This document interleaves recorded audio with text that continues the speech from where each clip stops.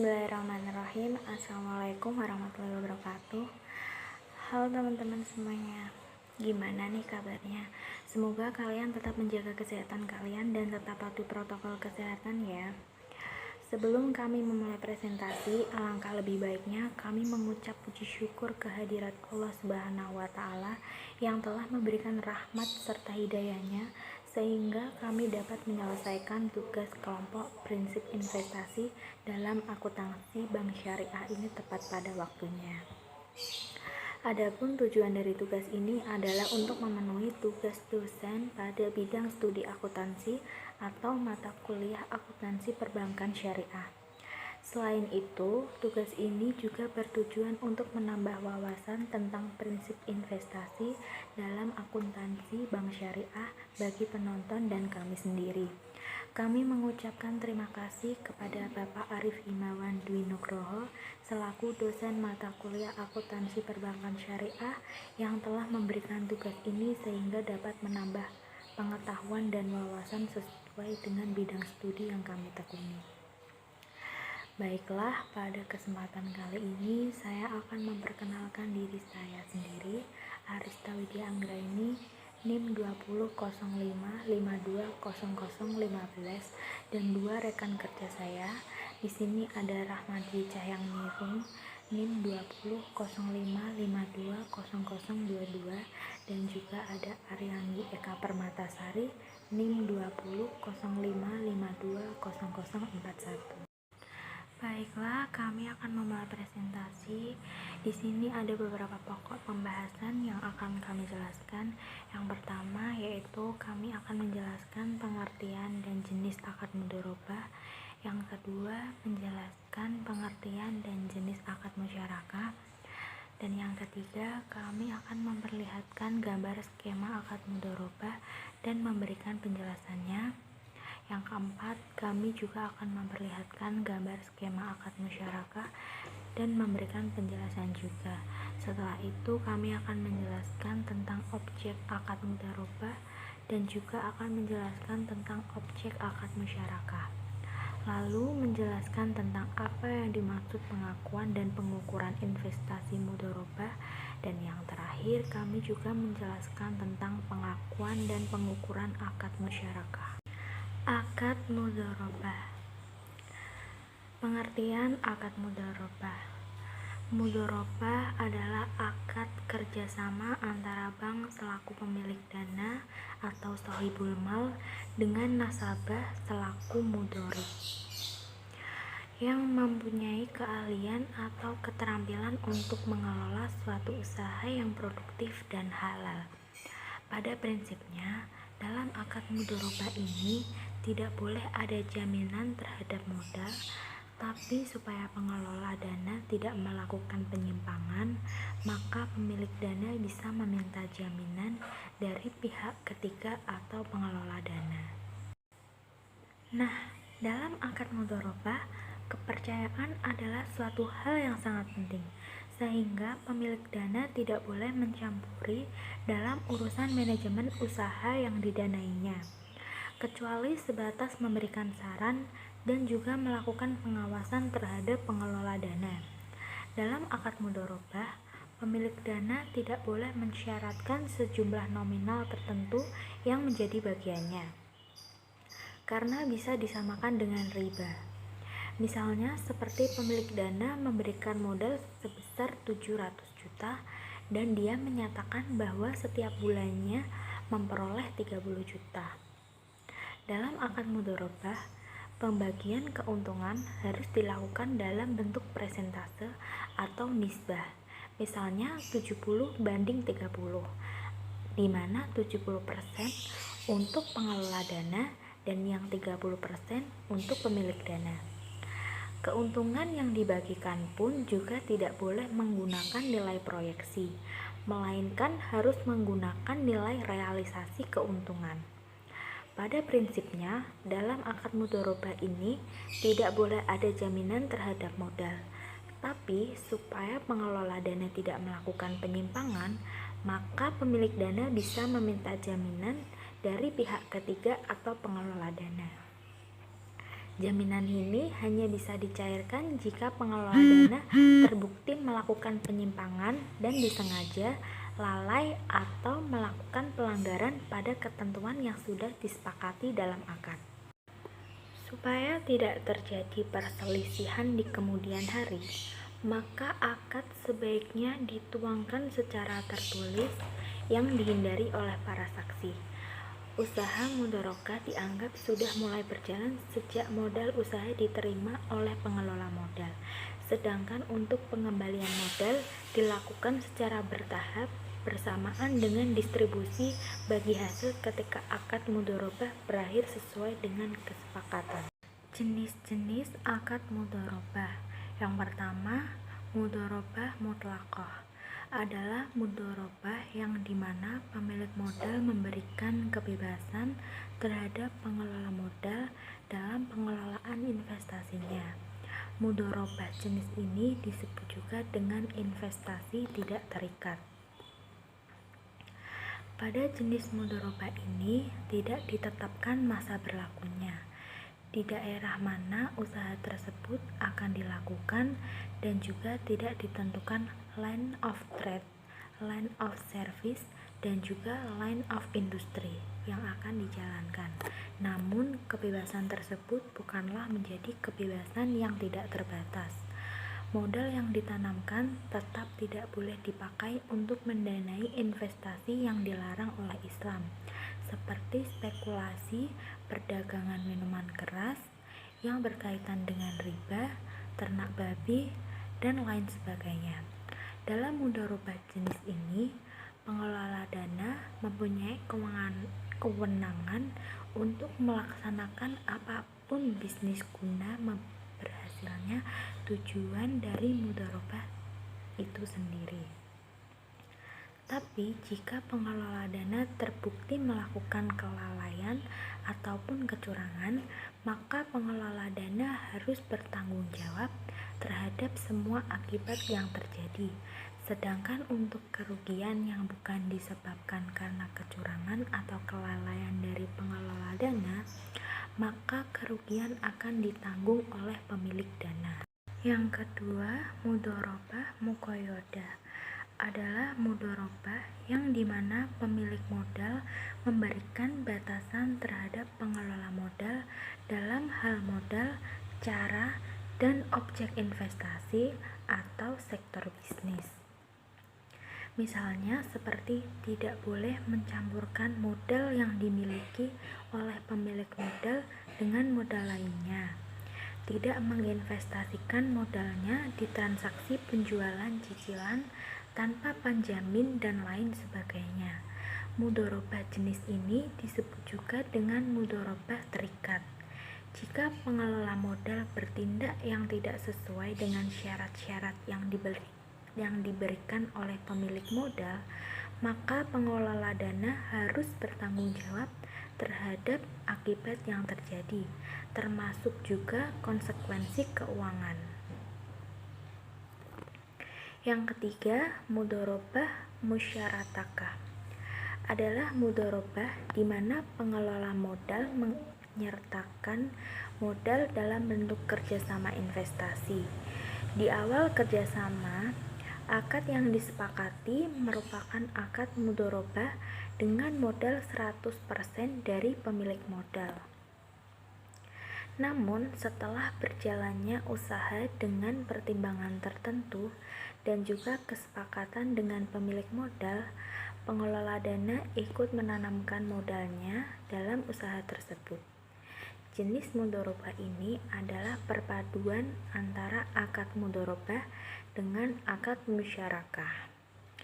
Nah, ada juga rukun akad mudharabah.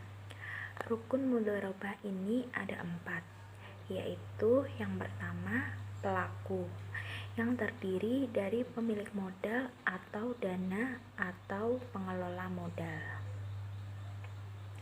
Yang kedua, objek mudharabah, yaitu modal dan kerja. Yang ketiga, ijab kabul atau serah terima. Yang keempat, nisbah keuntungan. Nah, durasi akad mudharabah adalah tidak tentu atau tidak terbatas.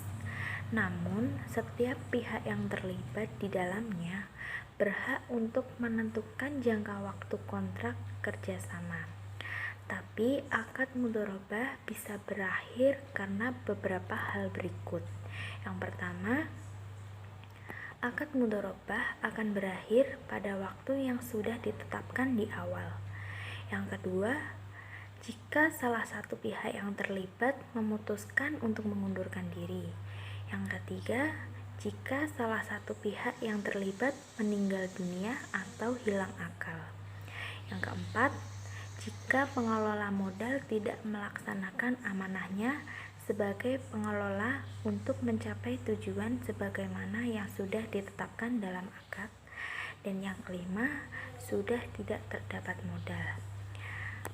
Beberapa hal tadi merupakan hal yang dapat membatalkan akad mudharabah. Jika salah satu hal itu terjadi, sudah dipastikan akad mudharabah akan batal atau tidak dapat dilanjutkan lagi. Pengertian musyarakah. Musyarakah adalah akad kerjasama antara dua pihak atau lebih untuk suatu usaha tertentu, di mana masing-masing pihak memberikan kontribusi dana dengan ketentuan bahwa keuntungan dibagi berdasarkan kesepakatan, sedangkan kerugian berdasarkan porsi kontribusi dana berupa kas maupun aset non-kas yang diperkenankan oleh syariah. Maksudnya, di dalam musyarakah, dua pihak atau lebih termasuk bank dan lembaga keuangan beserta nasabahnya dapat mengumpulkan modal lalu kemudian membentuk suatu perusahaan sebagai badan hukum. Setiap pihak yang terlibat memiliki bagian secara proporsional sesuai kontribusi modal yang mereka berikan dan memiliki hak mengawasi atau voting right perusahaan sesuai porsinya masing-masing. Sedangkan di dunia perbankan, musyarakah merupakan akad kerjasama antara bank dan nasabahnya dalam pembiayaan usaha dengan ketentuan pembagian keuntungan dan risiko sesuai kesepakatan. Musyarakah juga memiliki beberapa rukun, yaitu rukun yang pertama ijab kabul.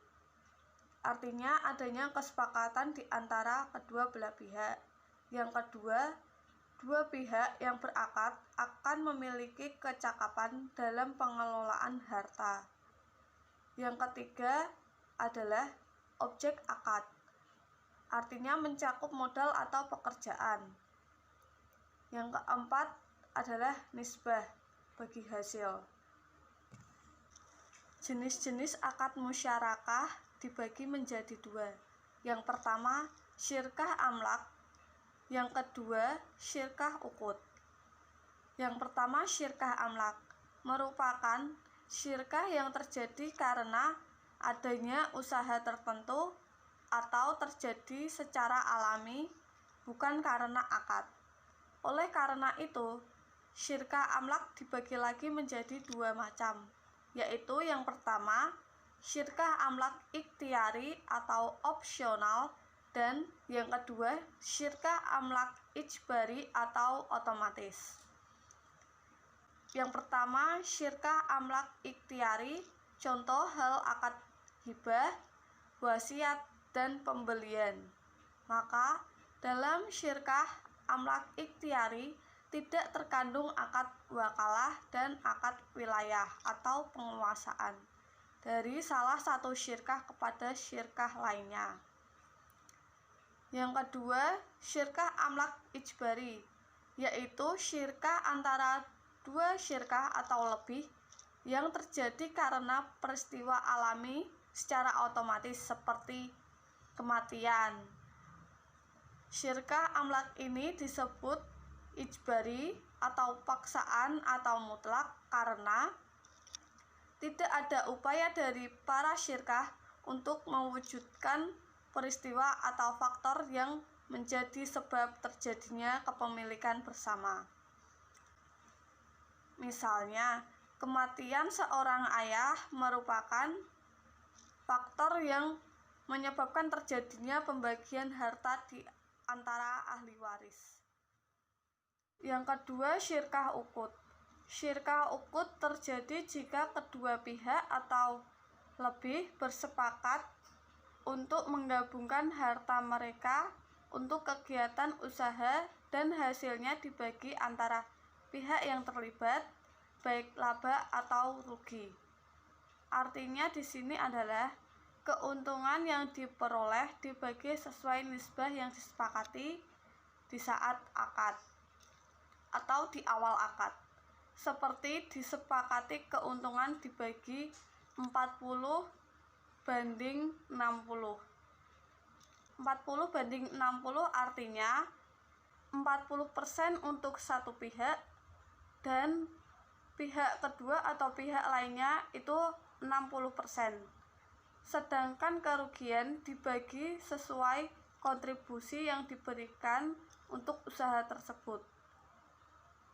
Jika berkontribusi dalam bentuk dana, maka kerugiannya dalam bentuk dana. Jika berkontribusi dalam bentuk reputasi, maka reputasinya yang dirugikan.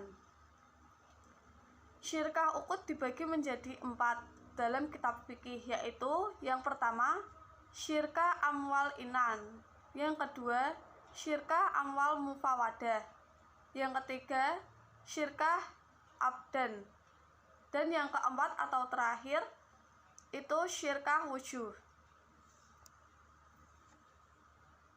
Bahkan ulama Hanafiyah membagi syirkah uqud menjadi 6, yaitu syirkah amwal mufawadah, yaitu kemitraan modal usaha dari para syirkah dengan jumlah modal yang sama. Yang kedua, syirkah amwal inan, yaitu kemitraan modal usaha dari para syirkah dengan jumlah modal yang berbeda. Yang ketiga, syirkah abdan mufawadah, yaitu kemitraan keterampilan dari para syirkah sebagai modal usaha dengan kualitas keterampilan yang sama. Yang keempat, syirkah abdan inan, yaitu kemitraan keterampilan dari para syirkah sebagai modal usaha dengan kualitas keterampilan yang berbeda. Yang kelima, syirkah wujuh mufawadah, artinya kemitraan kredibilitas usaha atau nama baik atau reputasi atau goodwill dari para syirkah sebagai modal usaha dengan kualitas kredibilitas yang sama.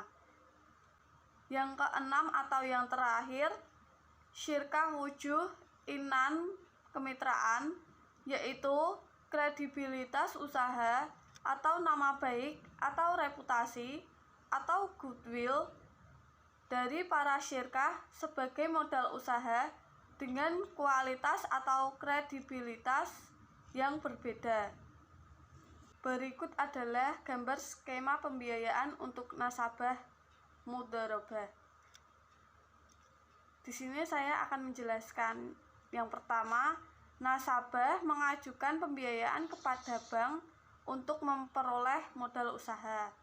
Lalu, bank memberikan modal sebesar 100% untuk dikelola oleh nasabah yang memiliki keahlian tertentu.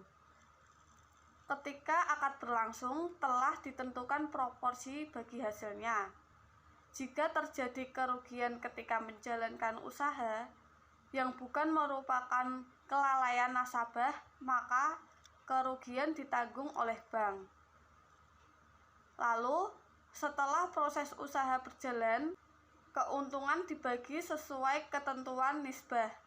Selain itu, nasabah juga mengembalikan modal pokok kepada bank. Berikut adalah gambar skema pembiayaan untuk nasabah musyarakah. Yang pertama, nasabah mengajukan pembiayaan kepada bank dengan akad musyarakah untuk mendapatkan tambahan modal. Lalu, antara nasabah dan bank saling berkontribusi dalam usaha tersebut. Di dalam hal ini, antara kedua belah pihak saling bekerja sama. Bank melakukan pembiayaan modal kepada nasabah dan dikelola menurut keahlian masing-masing nasabah. Keduanya bekerja sama dalam melakukan suatu proyek yang keuntungannya dibagi berdasarkan sesuai kesepakatan di awal. Selanjutnya, di sini saya akan menjelaskan tentang objek akad mudharabah. Di sini ada 3 objek akad mudharabah. Yang pertama, modal, yang kedua, kerja, dan yang ketiga, nisbah. Objek akad mudharabah yang pertama yaitu modal. Yang dimaksud modal adalah modal harus ada saat akad dan transaksi dilakukan. Tidak boleh berupa utang. Adapun ada beberapa penjelasan lagi mengenai modal, yaitu yang pertama, modal harus diketahui jumlah dan jenisnya. Yang kedua, modal dapat berbentuk uang atau barang yang dinilai. Jika modal diberikan dalam bentuk aset, maka aset tersebut harus dinilai pada waktu akad.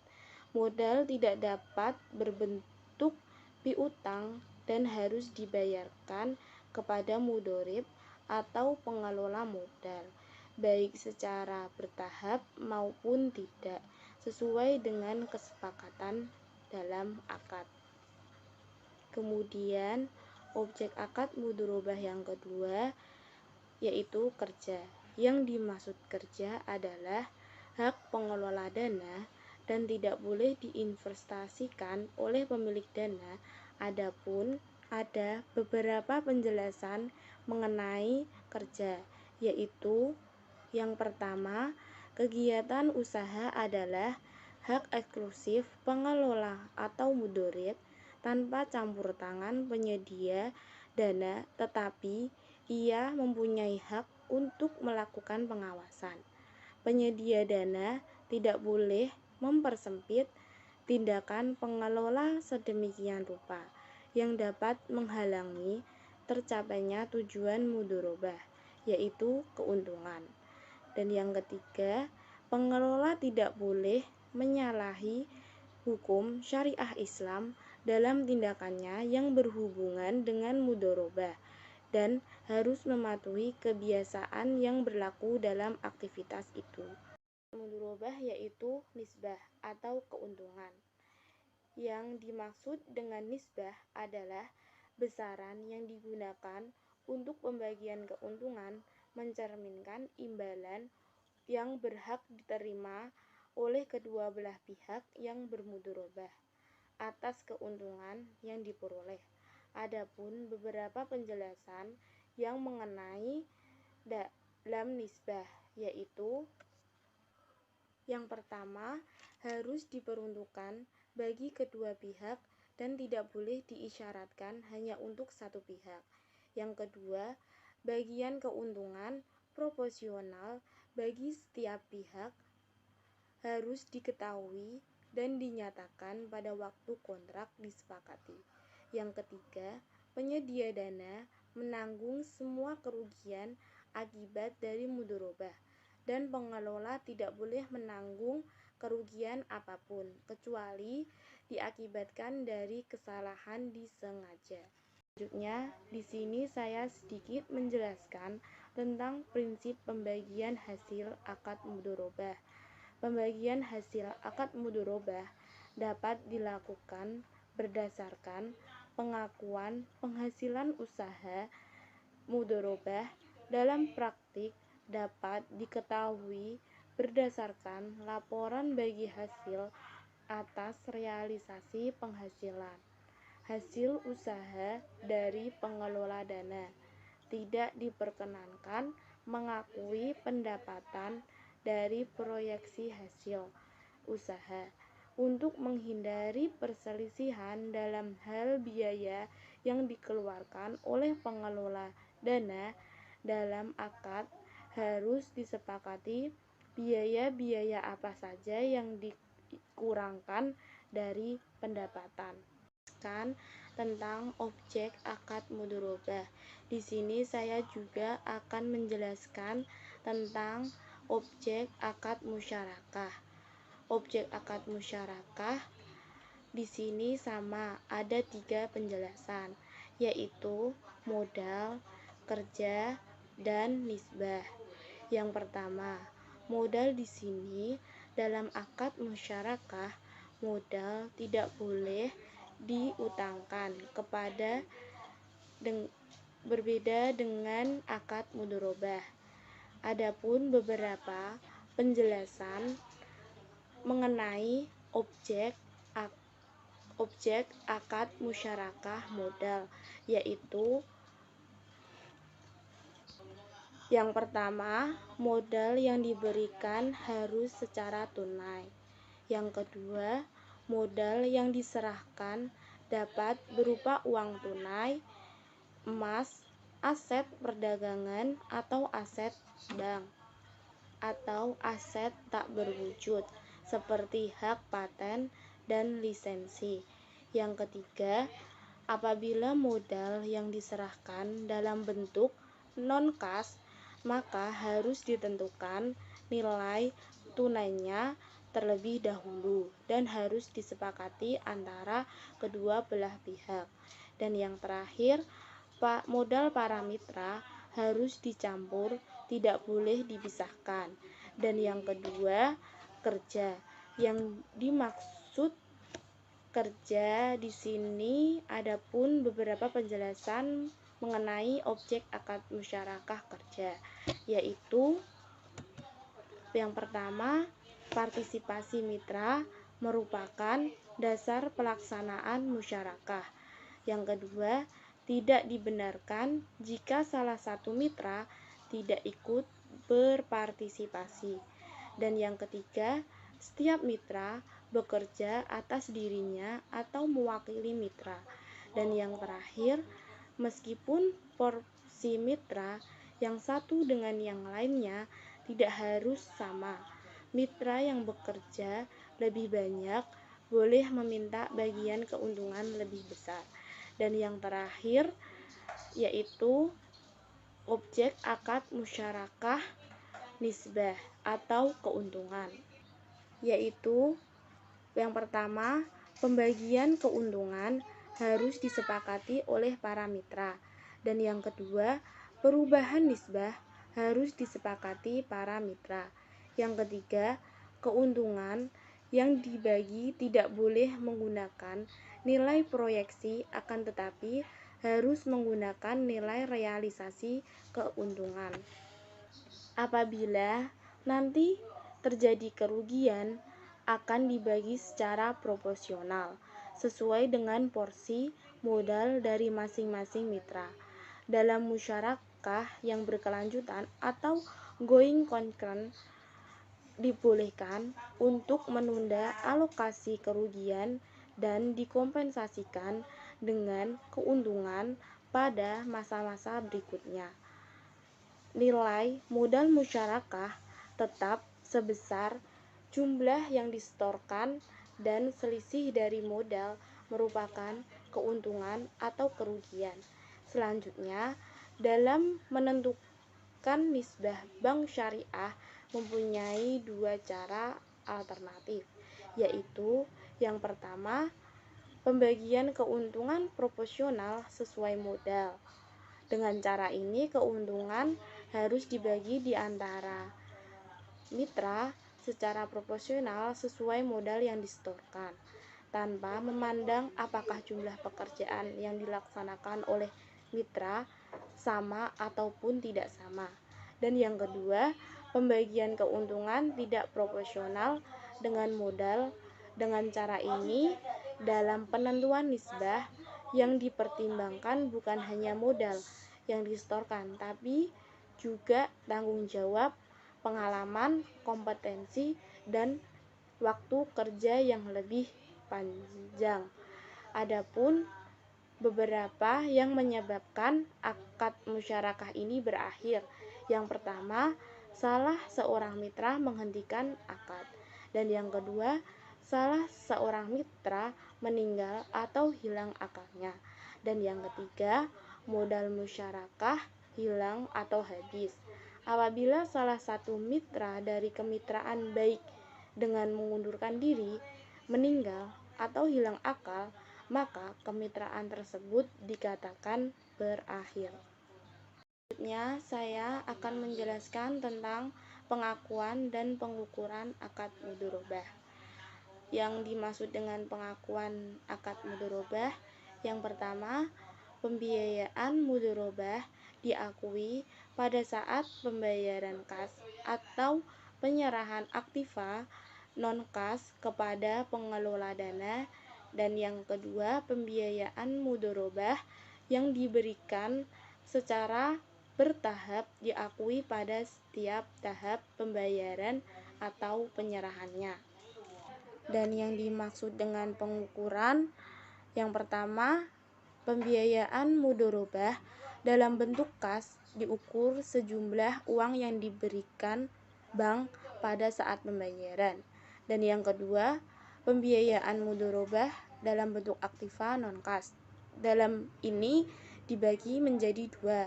Yang pertama, diukur sebesar nilai wajar aktiva non-kas pada saat penyerahan.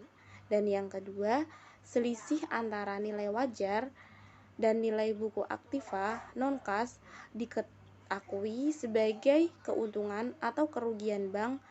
Dan yang terakhir, beban yang terjadi sehubungan dengan mudharabah tidak dapat diakui sebagai pembiayaan mudharabah kecuali disepakati kedua belah pihak. Pengakuan dan pengukuran akad musyarakah. Yang dimaksud dengan pengakuan akad musyarakah ini, pembiayaan musyarakah diakui sebesar bagian bank sesuai dengan nisbah yang disepakati atas hasil usaha musyarakah. Sedangkan rugi pembiayaan musyarakah diakui secara proporsional sesuai dengan kontribusi modal. Dan di sini pengukuran akad musyarakah yang dimaksud yaitu pembiayaan musyarakah dalam bentuk yang pertama, kas dinilai sebesar jumlah yang dibayarkan. Dan yang kedua, aktiva non-kas dinilai sebesar nilai wajar, dan jika terdapat selisih antara nilai wajar dan nilai buku aktiva non-kas, maka selisih tersebut diakui sebagai keuntungan atau kerugian bank pada saat penyerahan.